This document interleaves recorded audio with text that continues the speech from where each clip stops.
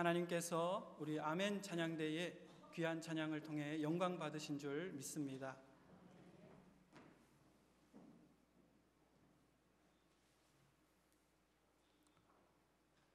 인도에 이런 이야기가 전해 온다고 합니다.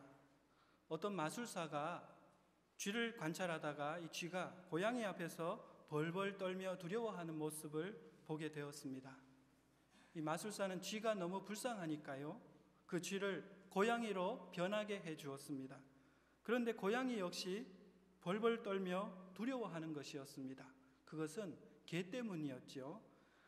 그래서 이 고양이를 개로 변신시켰더니 개 역시 호랑이 때문에 벌벌 떨며 두려워했고, 또 이 개를 호랑이로 변신시켰더니 호랑이 역시 사냥꾼의 엽총 때문에 벌벌 떨며 두려워했습니다.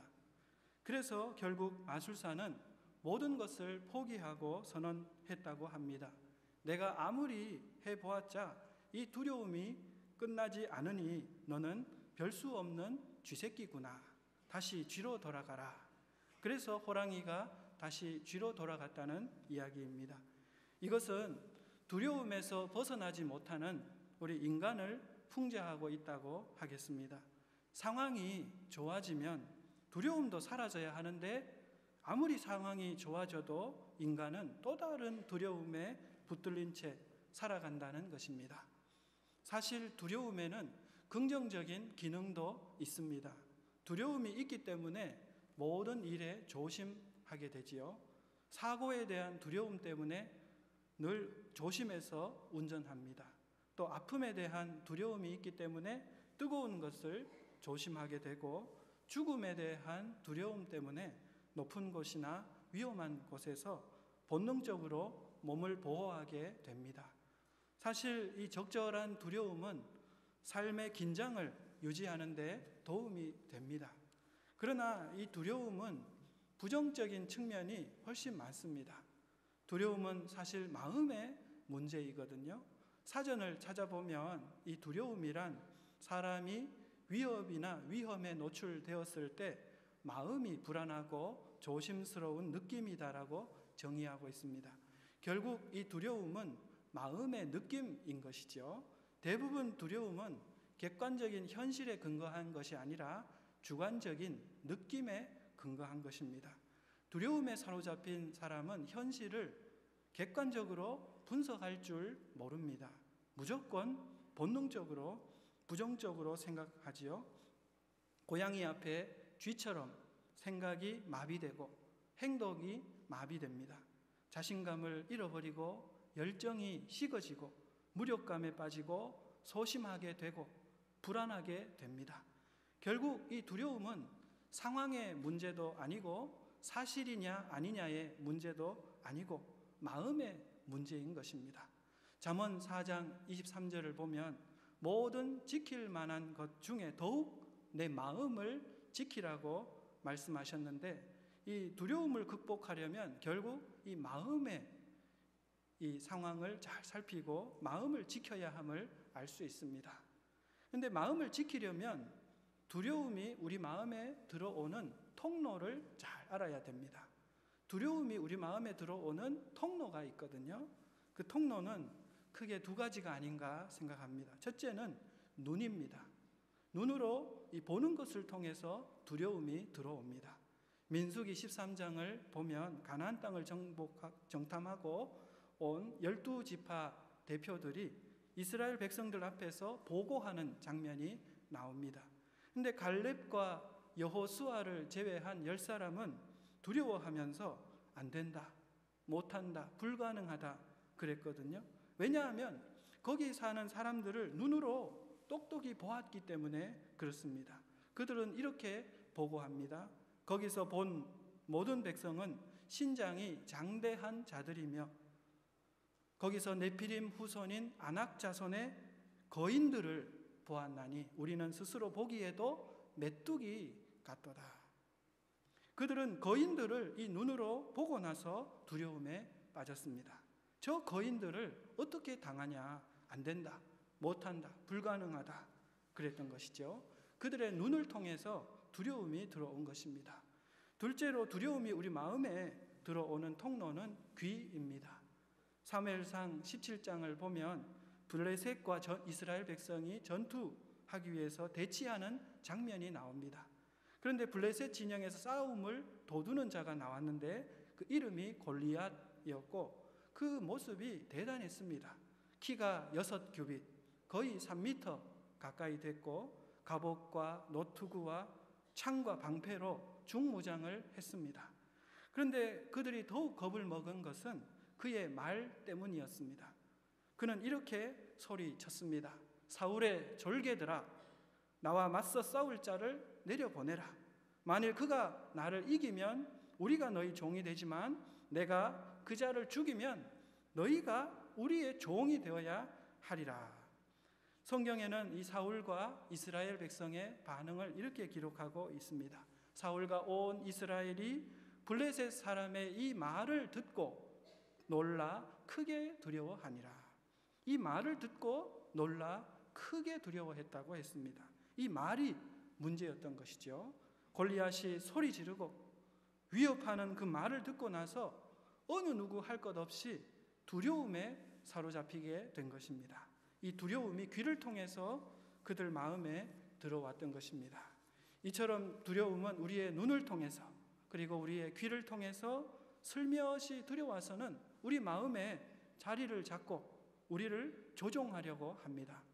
그런데 같은 말을 들었던 다윗이나 또 같은 광경을 보았던 갈렙과 여호수아는 두려움에 빠지지 않았거든요. 어떻게 된 것일까요? 그것은 그들에게 믿음의 눈, 믿음의 귀가 있었기 때문입니다. 이 보고 들은 것을 그대로 받아들이지 않고 믿음으로 해석했기 때문입니다.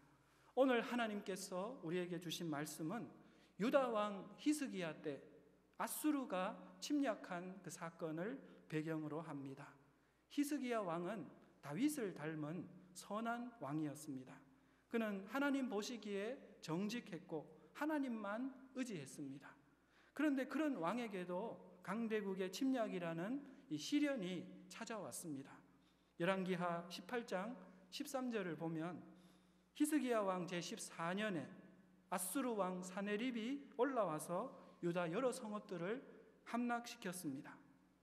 그러고는 은 300달란트와 금 30달란트를 조공으로 요구했습니다. 1달란트가 한 34kg 정도 되니까요. 금으로만 보면 금 34달란트, 금 30달란트면 1000kg이 넘습니다. 금이요. 엄청나지요. 히스기야는 이 성전과 왕궁에 곳간에 그 은을 다 내어주었고 성전 문의 금과 기둥에 입혀놓았던 그 금까지 다 벗겨서 주었습니다. 그러나 이 사네립은 여기에 만족하지 않고 다시 예루살렘을 침공했습니다. 그런데 그들은 군사 공격을 서두르지 않았습니다. 예루살렘의 큰 길에 서서는 백성이 다 듣는 데서 위협하는 말을 했습니다. 이것은 싸워보지도 않고 항복하게 하려는 심리전이었습니다.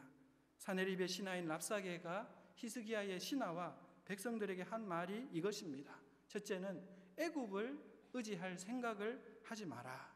애굽은 상한 갈대 지팡이와 같다. 둘째로 하나님을 의지하지 말라는 것입니다. 세상에 어떤 신들도 자기 백성을 아수르 왕의 손에서 구원해낸 신이 없다. 하나님이라고 별 수 있겠느냐 하는 것입니다.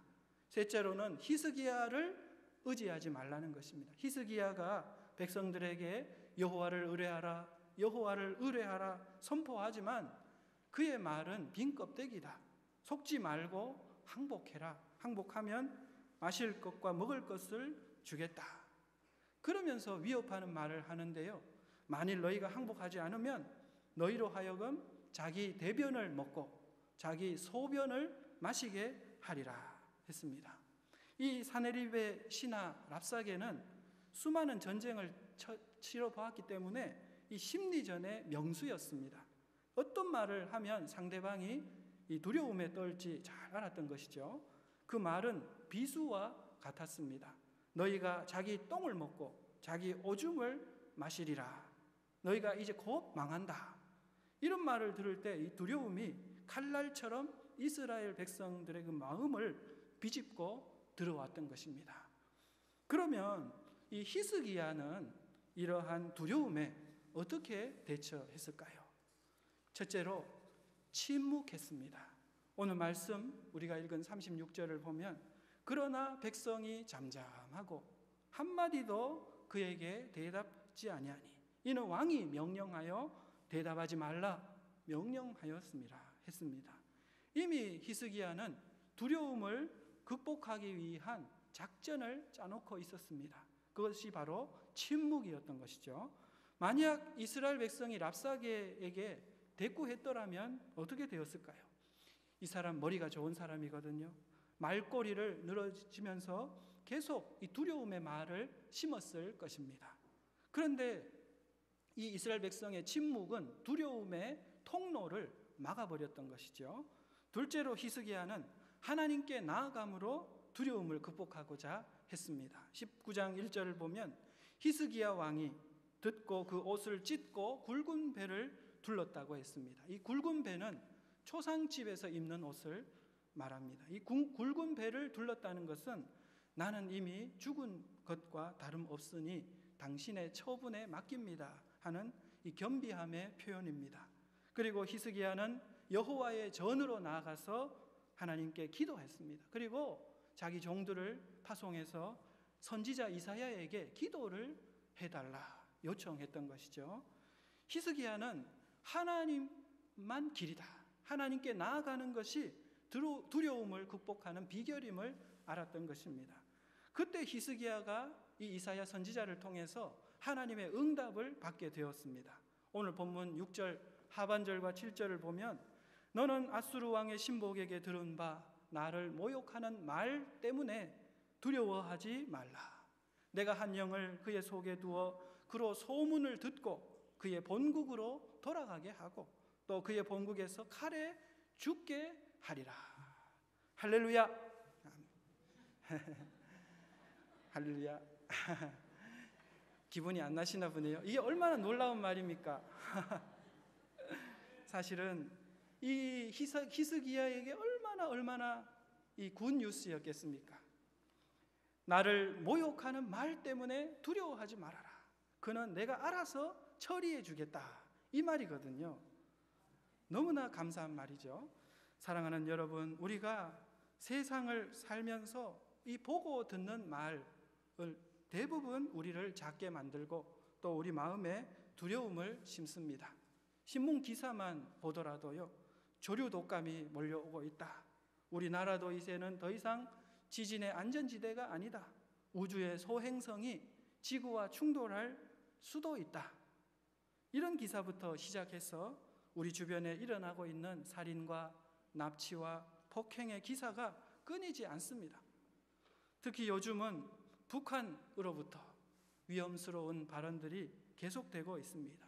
대부분 제가 한번 흉내내 보려고 그랬는데 입에 담기가 어려운 그런 막말들이더라고요. 이 땅에서 전쟁이 일어나겠는가 말겠는가가 아니라 오늘 당장인가 아니면 내일인가 하는 분초를 다투고 있다. 어떻게 이 말을 잘 꾸며내는지. 곧 특별 행동이 개시될 것이다. 서울과 워싱턴을 불바다로 만들 것이다. 초토화한다. 이런 발언들을 연일 내놓고 있습니다. 이런 발언들을 자꾸 듣다가 보면 사람들 마음도 어수선해지는 것 같아요. 겉으로는 말하지 않지만 마음 한구석에 두려움을 지닌 채 오늘 우리들은 살아가고 있습니다. 그러면 우리 삶에 찾아오는 이 두려움을 어떻게 우리가 극복하면서 살아갈 수 있겠습니까? 첫째로 히스기야처럼 상황에 반응하지 말고 하나님 앞에 반응해야 하겠습니다. 이 상황에 반응하는 것은 끝이 없습니다. 상황에 일일이 반응하다가 보면 우리 입에서 나오는 말은 부정적인 말인 것 같아요. 아, 죽겠다. 아, 큰일 났다. 큰일 났다. 아, 이제 망했다.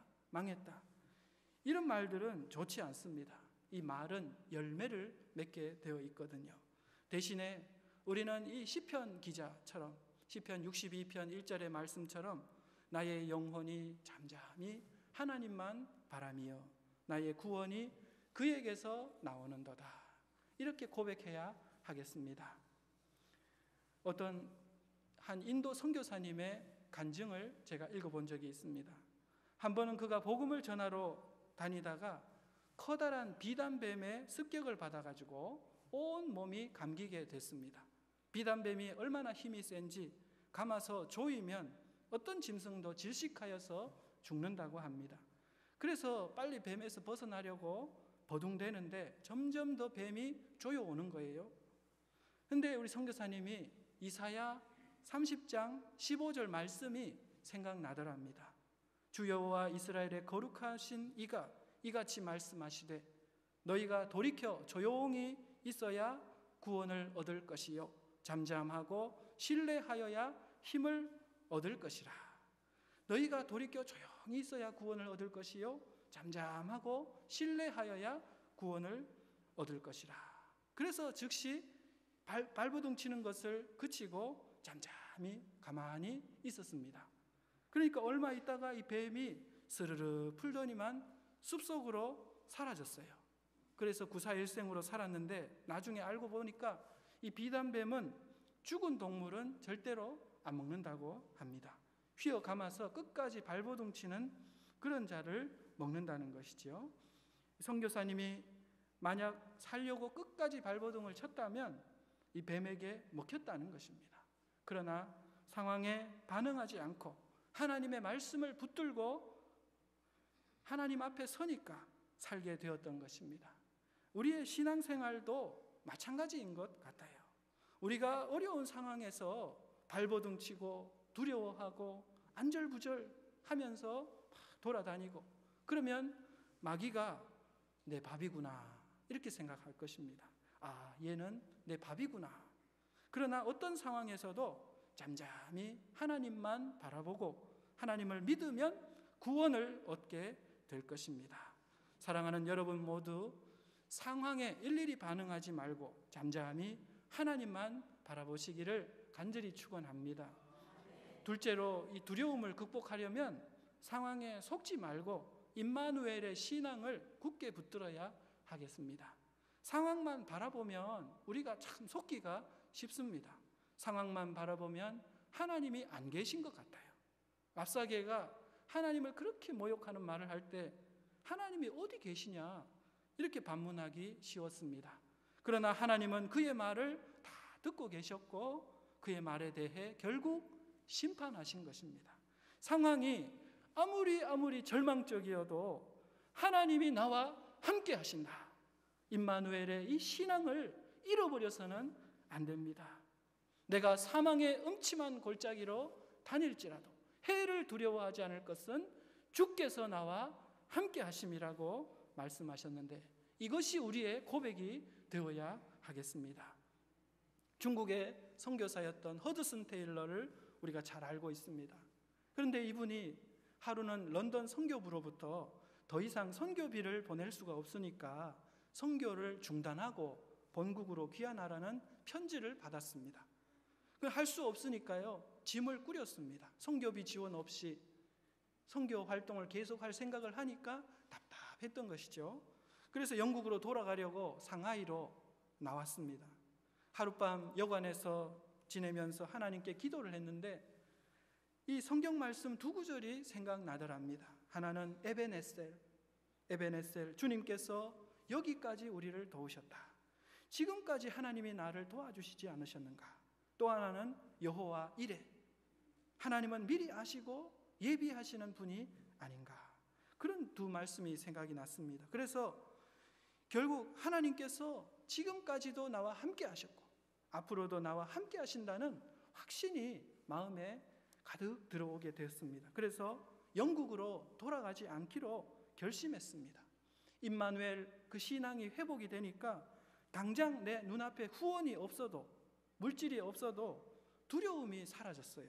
그래서 스스로 선교회를 조직하고 선교를 한 결과 중국이 공산화되기 전까지 복음이 깊이 뿌리 내리게 했다고 합니다.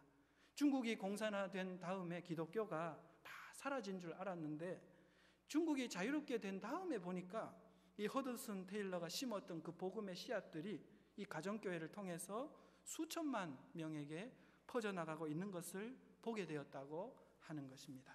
사랑하는 여러분, 상황에 속으시면 안 됩니다. 하나님이 너와 함께 하지 않으신다 하는 이 마귀의 속삭임에 속으시면 안 됩니다. 사망의 음침한 그 골짜기에서도 우리는 두려워하지 않을 수 있어요. 왜냐하면 하나님이 나와 함께 하신다 하는 그것을 믿기 때문입니다. 사랑하는 여러분 모두 임마누엘의 이 신앙으로 두려움을 이기실 수 있기를 간절히 축원합니다.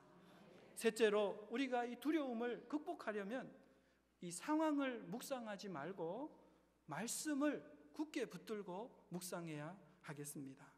히스기야가 그 아수르가 침공했을 때 아수르의 병력과 무기와 보급품 상황과 이런 것들을 분석했다면 오히려 이 히스기야는 절망했을 것입니다. 상황이 힘들 때는 상황을 잊어버리는 게 좋아요. 상황을 분석하거나 그것을 자세히 알아보려고 묵상하지 말고 하나님의 말씀을 굳게 붙들고 새기고 묵상해야 합니다. 왜냐하면 하나님의 말씀에 이 상황을 역전시킬 힘이 들어있기 때문입니다.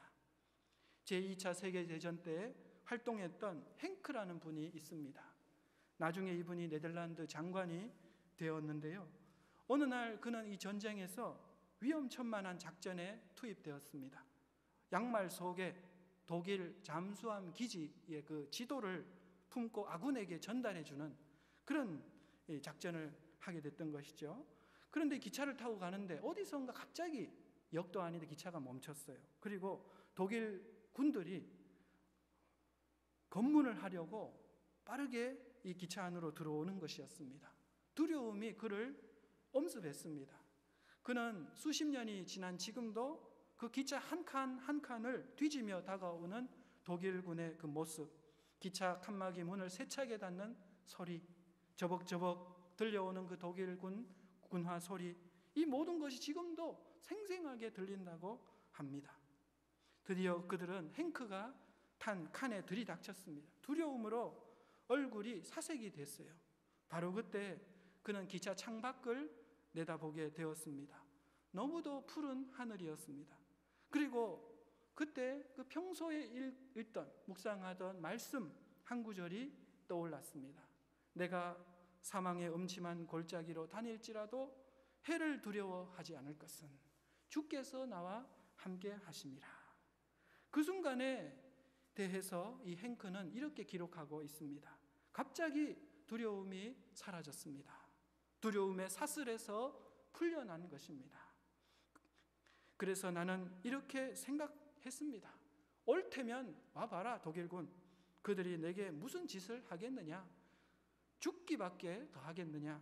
이런 배짱이 생겼다고 합니다. 그래서 그는 차분하게 독일군을 대할 수 있었고 위기를 넘겼다는 것이죠.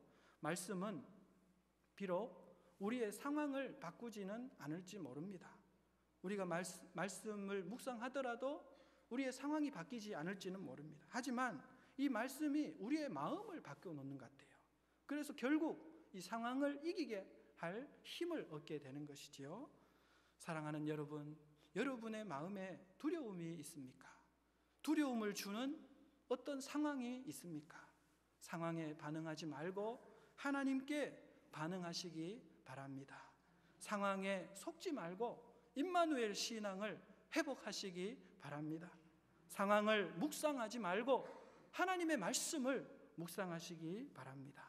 사랑하는 여러분 모두 이 사망의 음침한 골짜기 가운데서도 홀로 믿음의 빛을 발하시며 믿음의 승리를 체험하실 수 있기를 간절히 축원합니다. 기도하겠습니다. 살아계신 하나님 아버지, 두려움에 빠지기 잘하는 우리에게 오늘 말씀을 주신 것을 감사합니다. 우리가 우리의 눈과 우리의 귀를 잘 지킬 수 있도록 도와주시옵소서. 다윗처럼 갈렙과 여호수아처럼 믿음의 눈과 믿음의 귀를 갖도록 도와주시옵소서. 상황이 아무리 절망적이어도 우리가 상황에 반응하지 말게 하시고 하나님께 반응하게 하시고 말씀을 붙들게 하시고 임마누엘의 신앙으로 승리하게 도와주시옵소서. 예수님의 이름으로 기도하옵나이다. 아멘. 찬송가 399장을 부르시겠습니다.